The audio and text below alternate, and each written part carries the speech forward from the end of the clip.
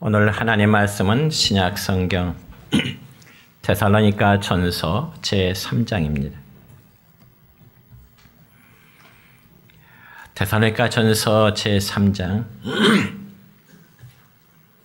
7절부터 13절에 있는 말씀까지 제가 봉독에 올립니다. 이러므로 형제들아, 우리가 모든 궁핍과 환난 가운데서 너희 믿음으로 말미암아 너희에게 위로를 받았노라. 그러므로 너희가 주 안에 굳게 선즉 우리가 이제는 살리라.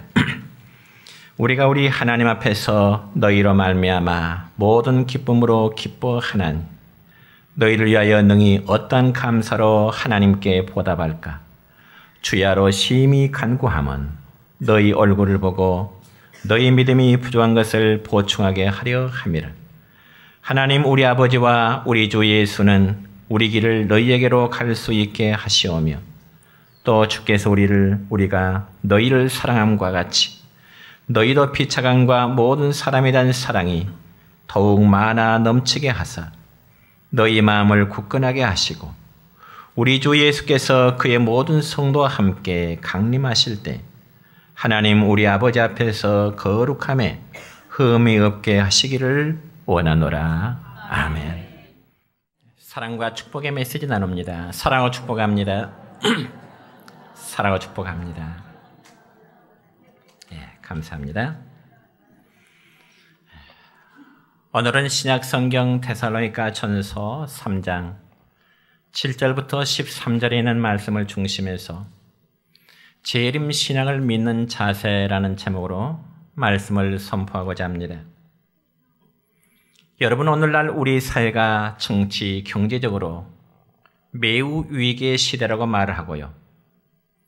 또한 종교적인 측면에서는 혼란의 시대라고 그렇게 이야기들 합니다.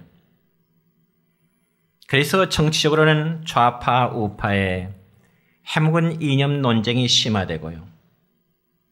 또한 우리 한반도를 중심으로 해서 주변의 강대국들은 경제 전쟁으로 인해서 우리나라를 그리고 우리 사회를 초여오고 있는 실정입니다.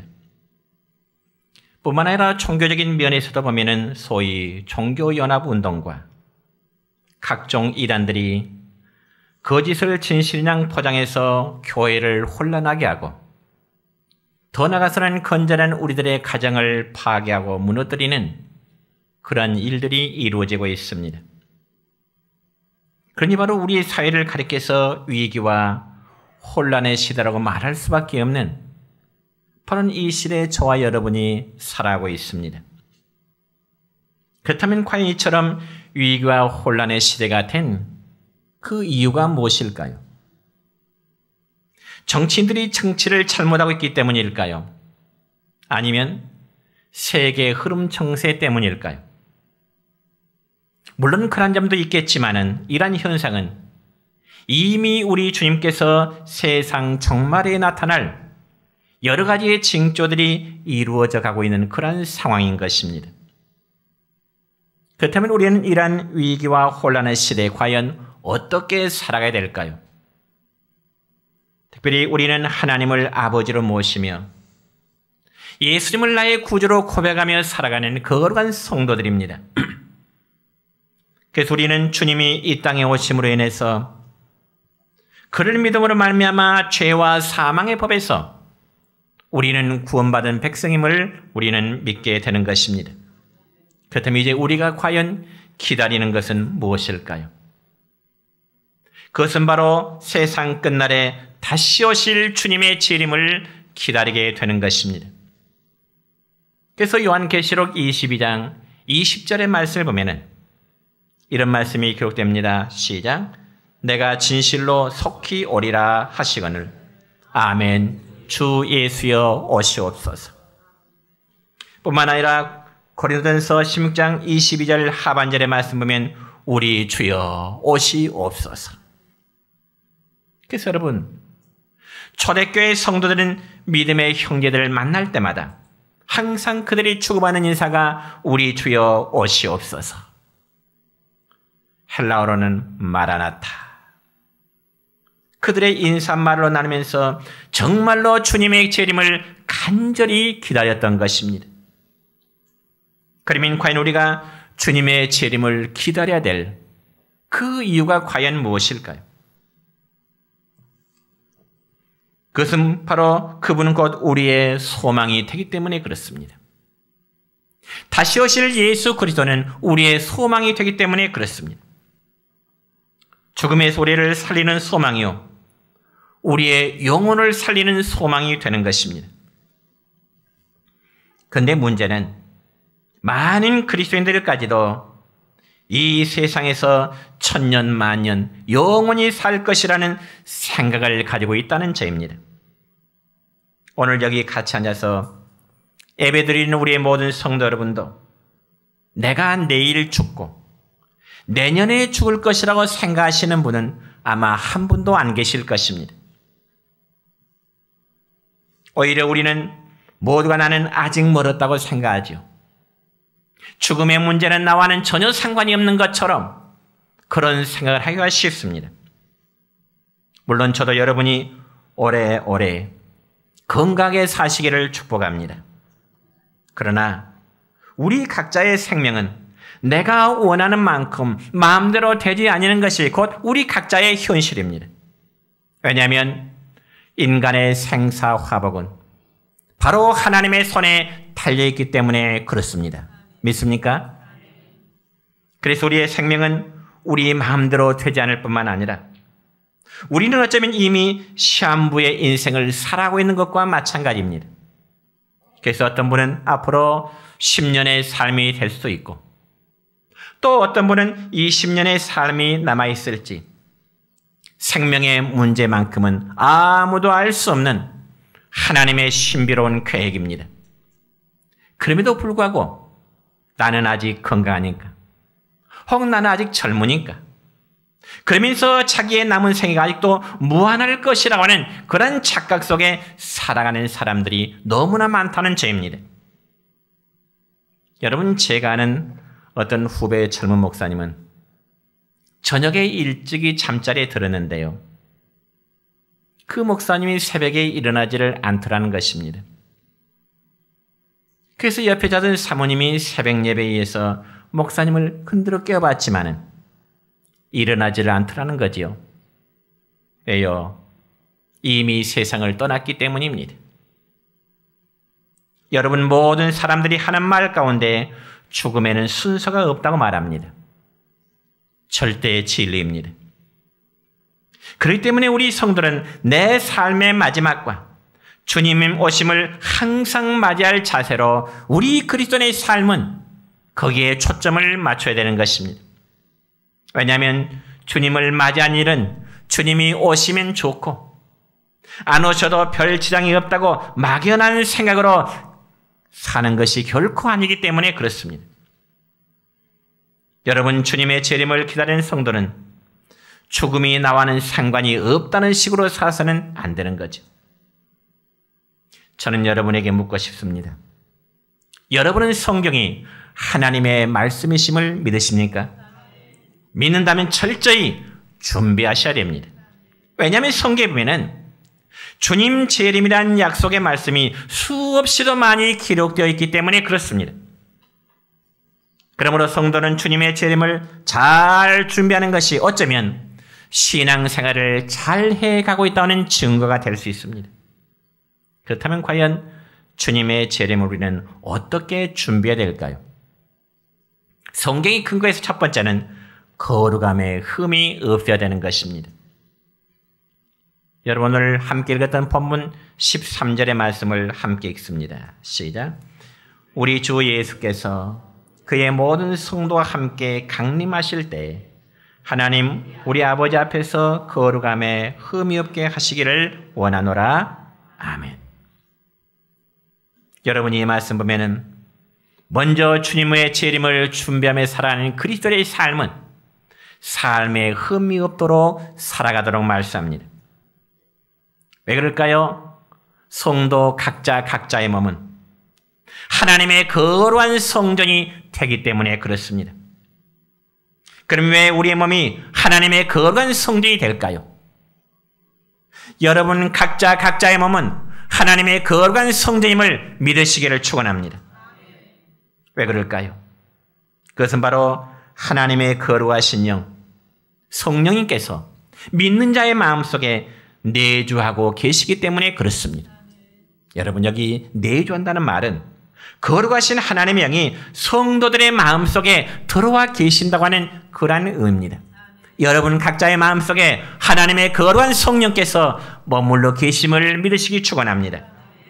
그렇기 때문에 저와 여러분의 몸은 하나님의 성전임을 믿으시기 바랍니다. 그렇다면 이제 우리의 몸과 마음은 하나님의 성전임을 알아서 거룩하게 되기를 힘써야 되는 것입니다. 여러분, 이 점에서 고린도전서 6장 19절로 20절까지의 말씀을 보면 이런 말씀이 기록되어 있습니다. 시작. 너희 몸은 너희가 하나님께로부터 받은 바 너희 가운데 계신 성령의 증인 줄을 알지 못하느냐. 너희는 너희 자신의 것이 아니라 값으로 산 것이 되었으니 그런즉 너희 몸으로 하나님께 영광을 돌리라. 아멘. 여러분, 우리 각자의 몸은 하나님께서 당신의 아들인 예수 그리스도의 피 흘림을 통하여 사신 바 되었고 우리 한 사람 한 사람은 하나님의 거룩한 소유물임을 믿으시기 바랍니다. 그렇기 때문에 우리는 하나님의 거룩한 소유물답게 살아가야 될 의무가 우리에게 있는 것입니다. 그리고 본문 말씀에서도 바울 사도는 데살로니가 교회 성도들에게 주님의 재림의 때 그리고 하나님의 심판 앞에 설 때에 흠없는 자가 되기를 간절히 원하고 있는 것입니다. 여러분, 여기 우리가 하나님 앞에 설 때 흠이 없다는 말은 우리 각자에게 전혀 죄가 없다고 하는 그런 의미가 아니고요. 우리 각자에게 있는 죄의 오점들을 그리스도의 피로 매일같이 제거하면서 살아가는 삶을 의미합니다. 한마디로 말해서 성화의 삶을 살아가라는 의미입니다. 그래서 요한일서 3장 3절의 말씀 보면 이렇게 말씀이 기록됩니다. 시작. 주를 향하여 이 소망을 가진 자마다 그의 깨끗하심과 같이 자기를 깨끗하게 하느니라. 아멘. 그래서 성도들이 거룩함에 흠이 없게 되는 비결은 굳은 마음으로 정말로 주님만을 사랑하는 것입니다. 왜냐하면 장차 우리 가운데 재림하실 그 주님은 바로 심판의 주님으로 재림하시기 때문에 그렇습니다. 바로 마태복음 16장 27절의 말씀 보면 주님은 우리에게 이런 말씀하십니다. 시작. 인자가 아버지의 영광으로 그 천사들과 함께 오리니 그때 각 사람이 행한 대로 갚으리라. 아멘. 각 사람이 행한 대로 갚으시기 위해서 우리 주님은 세상 끝날 우리 가운데 재림하시게 되는 것입니다. 그래서 주님이 재림하실 때는 우리가 이 땅에서 어떻게 살았고 어떻게 행동했느냐에 따라서 우리의 삶의 모습 따라 행한 대로 갚으시게 된 것입니다. 그리고 우리 모두는 그때 다 하나님의 심판 앞에 서게 될 것이고 선과 악에 대한 심판을 받게 될 것입니다. 그래서 우리 각자가 하나님의 심판 앞에 설 때는 그 누구도 피할 자 아무도 없습니다. 그리고 그때는 하나님이 우리에게 속으시려 생각하지 마시기 바랍니다. 여러분, 우리가 사라 앞에서는 위선의 탈을 쓰고 살 수 있을지 모르지만은 우리가 하나님의 심판대 앞에서는 결코 위선의 탈을 쓸 수가 없는 것입니다. 그래서 신약성경 갈라디아서 6장 7절과 8절의 말씀 보면 이런 말씀이 있습니다. 시작. 스스로 속이지 말라. 하나님은 업신여김을 받지 아니하시나니 사람이 무엇으로 심든지 그대로 거두리라. 자기의 육체를 위하여 심는 자는 육체로부터 썩어질 것을 거두고 성령을 위하여 심는 자는 성령으로부터 영생을 거두리라. 아멘. 여러분, 이 말씀 믿으십니까? 우리가 무엇을 심든지 그 심는 열매를 거두게 된다는 점입니다. 그렇다면 이 분명한 사실 앞에 주님이 오시는 날이 여러분에게 정말 기쁨의 순간이 될까요? 아니면 주님이 재림하시는 그 순간에 여러분 앞에 그 순간이 두려움의 순간이 될까요? 기쁨도 아니고 전혀 두려움을 느끼지 않는 마음이라면 그 마음은, 그 사람은 양심이 화인 맞은 것과 마찬가지입니다. 여러분, 양심이 화인 맞았다는 것은 양심이 마비되었다는 증거입니다. 특별히 하나님께서는 우리 인간을 창조하신 이후에 우리의 마음속에 바로 양심의 법을 이제 주셨습니다. 그래서 우리 각자가 행하는 행위에 대해서 스스로 선과 악에 대한 판단을 스스로 하도록 하시는 것입니다. 무엇이요? 우리 마음속에는 양심의 법이.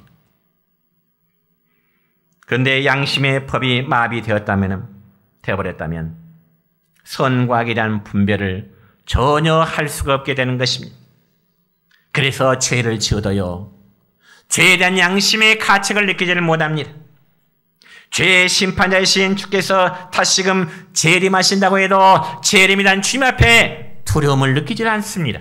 왜요? 양심이 화인 맞으면, 하나님이신 거룩한 우리 양심이 마비되어 버리면 선과 악에 대한 분별이 없고 주님 재림이란 심판에 대한 두려움도 느끼지를 않는다, 그 말입니다. 혹시 여러분의 마음이 그런 마음은 아니신지요? 만약 그런 마음이 여러분의 마음이라면 정말 냉철하게 여러분 자신이 과연 내가 이 예수를 믿고 살아가는 사람인지에 대한 스스로의 성찰을 해볼 필요가 있습니다.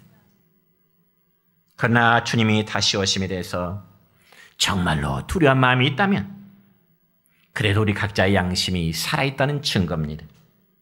그리고 그런 자들에게는 죄에 대한 회개의 기회가 주어집니다. 그러나 그것마저도 없다면 회개의 기회조차도 주어지지 않게 되는 겁니다. 그러므로 저와 여러분, 우리 모두에게 주님 오시는 날은 정말 기쁨의 날이 되는 것을 여러분 믿으시기를 축원합니다. 주님 오시는 날이 우리에게는 기다리고 기다렸던 날이 되시기를 축원합니다. 마라나타, 아멘. 주 예수여 오시옵소서.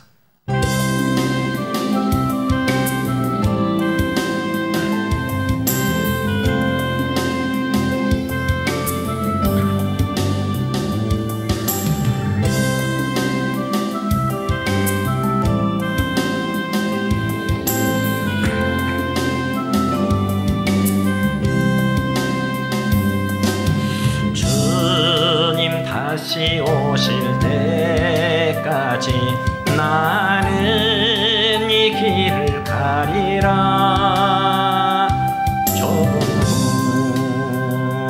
좁은 길 나의 십자가 지고 나의 가는 이 길 끝에서 나는 주님을 보리라. 영광의 내 주님 나를 맞아주시니 주님 다시 오실 때까지 나는 일어나 달려가리라. 주의 영광 온 땅 덮을 때 나는 일어나 노래하리.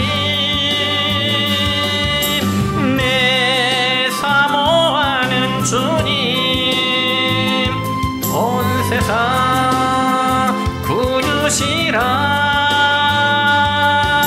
내 사모하는 주님 영광의 왕이시라.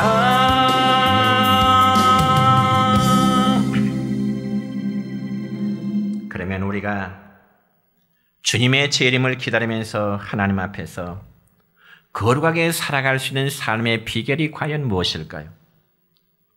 오늘 본문 8절의 말씀엔 이렇게 기록됩니다. 시작.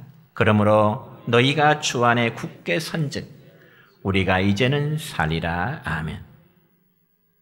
여러분, 우리가 하나님 앞에서 거룩하게 살려면 무엇보다도 주 안에 굳게 서 있어야 되는 겁니다. 더 쉽게 말씀드리자면 여러분 각자의 믿음이 흔들리지 말라는 말씀입니다. 믿음의 생활이 정말 이럴까 저럴까 바닷가에 갈 때처럼 흔들리지 말라는 말씀입니다. 그런데 악한 영은 우리들의 믿음을 여러 가지 방법으로 늘 흔들려 갑니다. 그래서 믿지 않는 사람들이 우리를 향하여 뭐라 합니까? 교인들이 뭐 저래, 목사가 뭐 저래, 장로, 권사, 집사가 뭐 저래, 그러면서 실망을 안겨주고 예수님과 교회로부터 우리를 떠나도록 유도하는 것이 악한 사탄 마귀의 전법인 것입니다. 참으로 그게 마귀가 성도를 넘어뜨리기 위해서 가장 많이 사용하는 방법이죠. 물론 그것뿐만 아닙니다. 환경이 우리를 실망하게 만듭니다. 그래서 예수를 믿고 나면서부터 잘 되는 일이 없어요. 시험이 옵니다. 환난이 오고요. 예수 믿는 것 때문에 핍박을 받을 수 있습니다. 아니 교회를 다니면서 예수를 믿었다가는 더 망할 것 같은 생각이 들기도 합니다.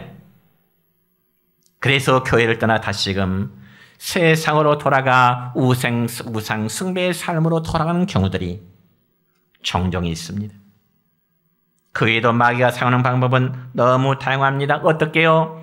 교회 안에 성도들끼리 다툼을 일으키고 서로 끼리끼리 또 당을 지게 만들고 때로는 성도가 성도에 대해서 시기와 질투를 일으키면서 덕스럽지 않은 일에 대해서 서로 고개를 끄덕거리면서 맞장구 치는 행위들. 여러분 이러한 모습들은 이 땅의 교회 안에서 얼마든지 일어날 수 있는 일들입니다. 그렇지만 여러분 우리가 정말 하나님 앞에서 거룩하게 살아가고자 하는 그 성도는 결코 이런 일에 짝해서는 안 됩니다. 오히려 주 안에 굳건히 있어서 흔들지 않기를 축원합니다. 어떤 일이 있어도 교회와 예수님에게서 떨어져 나가서는 안 됩니다. 왜냐하면 예수 그리스도에게서 떠나가는 그 순간부터 그분의 영혼은 말라가고 있기 때문에 그렇습니다. 다시 한번 고면하기는 여러분의 믿음이 굳건히 세기를 축원합니다. 한번 잃었던 믿음을 다시금 회복한다는 것이 얼마나 어려운지를 모릅니다. 잃어버렸던 믿음을 다시금 회복한다고 하는 것이 정말 어려워요. 어렵고 힘든 일이 있을수록 믿음에 굳게 서시기를 축원합니다. 그래야 재림의 주님을 맞이할 수 있는 것입니다. 언제까지요? 우리 주님이 다시 오실 때까지. 그리고 두 번째로 재림의 주님을 맞이할 성도의 자세는 행실에 흠이 없어야 된다고 말씀합니다.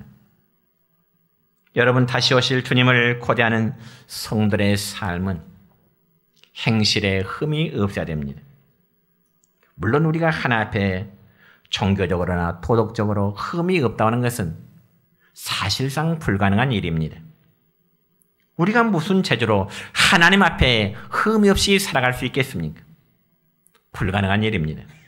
그러나 예수 믿는 성들이 최소한 믿지 않는 불신자들로부터 손가락질을 받아서는 안 되는 겁니다. 여러분 생각해 보세요.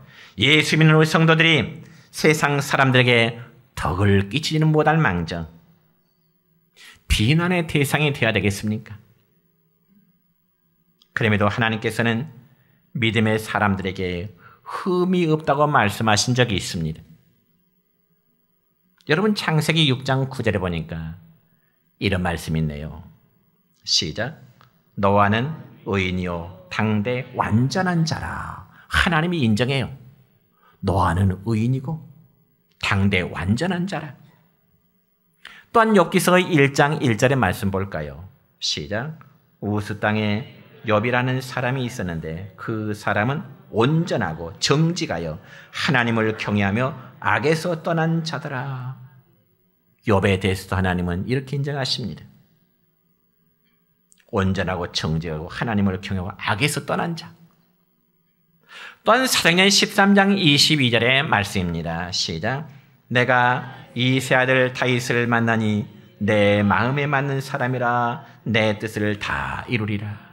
여러분, 하나님이 여러분 각자 이름을 불러서 너는 내 마음에 합한 자라. 너는 내 마음에 맞는 자라. 정말 하나님이 우리 각자의 그런 말씀하신다면 얼마나 기쁘겠어요. 내 사랑하는 김 목사야. 내 사랑하는 권장로야. 내 사랑하는 모 권사야. 모 집사야. 모 성도야. 너는 정말 내 마음에 맞아. 너무나 영광스러운 일이겠죠. 자, 히브리서 11장 4절의 말씀, 또 이런 말씀이 있습니다. 시작. 믿음으로 아벨은 가인보다 더 나은 제사를 하나님께 드림으로 의로운 자라 하시는 증거를 얻었으니. 아멘. 여러분, 하나님께서는 방금 전에 제가 말씀드린 이 네 사람, 노아나 그리고 다윗이나 욥이나 아벨을 가리켜서 그들은 의인이요, 악에서 떠난 자, 그리고 내 마음에 합한 자, 그렇게 하셨습니다. 그렇다면 과연 이 노아와 다윗과 욥과 아벨 이와 같은 사람들에게는 전혀 흠이 없는 사람일까요? 흠이 없어서 하나님이 그들에게 의인이라고 말씀했을까요? 온전한 자라고 말씀했을까요? 내 마음에 맞는 자라고 말씀했을까요? 아니요. 그들에게는 얼마나 많은 흠과 실수가 많은지 모릅니다. 여러분, 죄송한 표현이 되는지 모르겠지만은 노아와 다윗은 김 목사인 저도 저지르지 아니하는 큰 실수를 저지른 사람입니다. 그래서 사람들의 눈으로 볼 때는 제가 당돌하게, 제가 도덕적으로는 노아와 다윗보다 더 깨끗한 모습으로 살아가고 있다고 볼 수 있습니다. 사람들의 눈에 볼 때는. 왜요? 저는 노아처럼 술 먹고 벌거벗은 채로 자식들 앞에 추태를 부린 적이 없기 때문이에요. 또한 저는 다윗처럼 수많은 여자들을 거느린 윤리적인 범죄를 저지르지 않았기 때문에 그래요. 인간적인 모습 볼 때 제가 노아보다 낫습니다. 다윗보다 나아요. 그럼에도 하나님은 그렇게 많은 실수가 많은 노아와 다윗, 그들 향하여 의인이요 마음에 맞는 자라.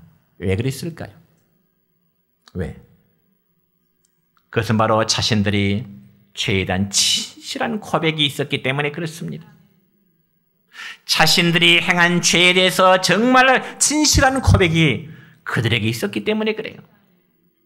그러니까 하나님은 이 부분 잘 들으세요. 하나님은 우리가 죄 안 지는 의인의 외형적인 모습보다는 범죄하고서라도 뼈아프게 회개하는 진실한 자를 찾고 계십니다. 정말 주님의 재림을 기대하며 살아가는 성도들, 오늘 이 본 말씀의 핵심이 바로 이 부분입니다.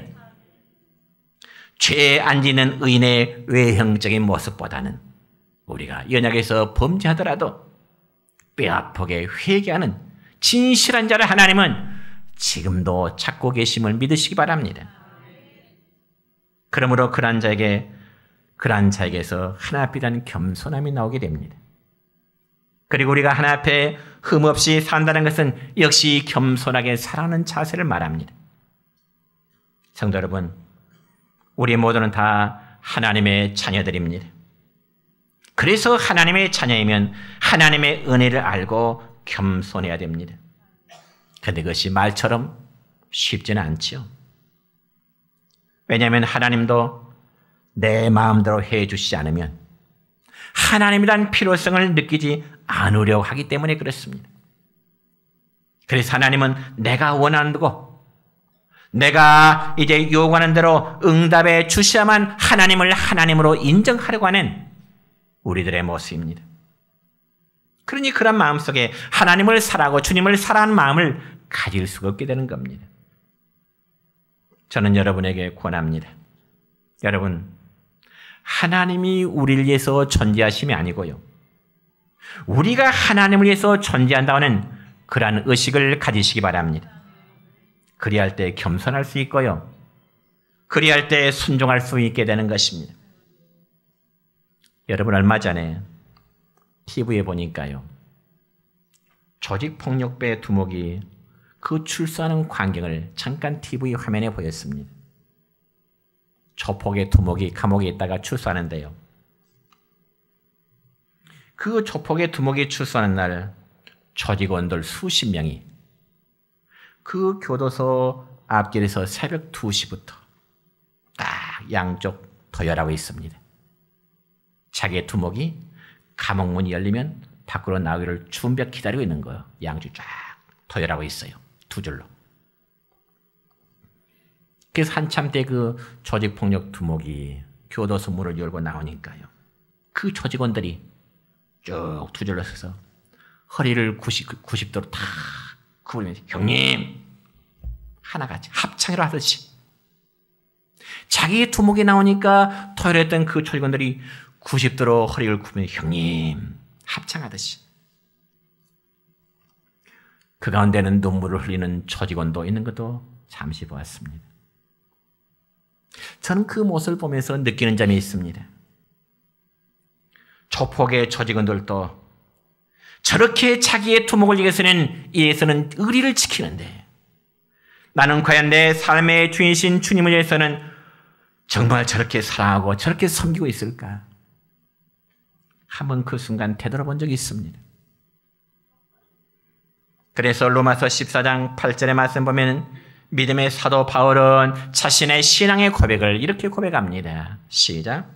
우리가 살아도 주를 위하여 살고 죽어도 주를 위하여 죽느니 그러므로 사나 죽으나 우리가 누구의 것이라?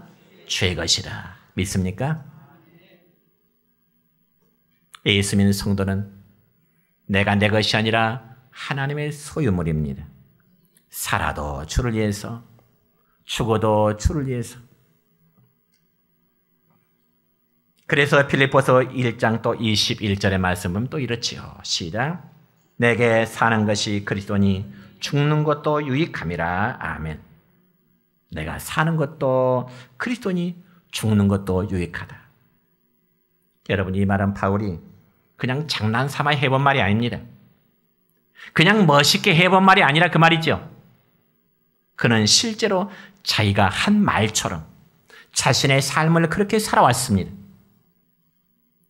여러분, 언제부터 생겨난 말인지는 모르겠지만은 한 번 해병이면 영원한 해병이라는 말이 있습니다.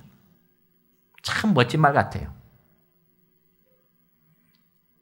물론 이 말의 참뜻을 저는 자세히 알 수 없지만은 짐작한데 그 해병대 정신을 끝까지 잊지 말고 살아라.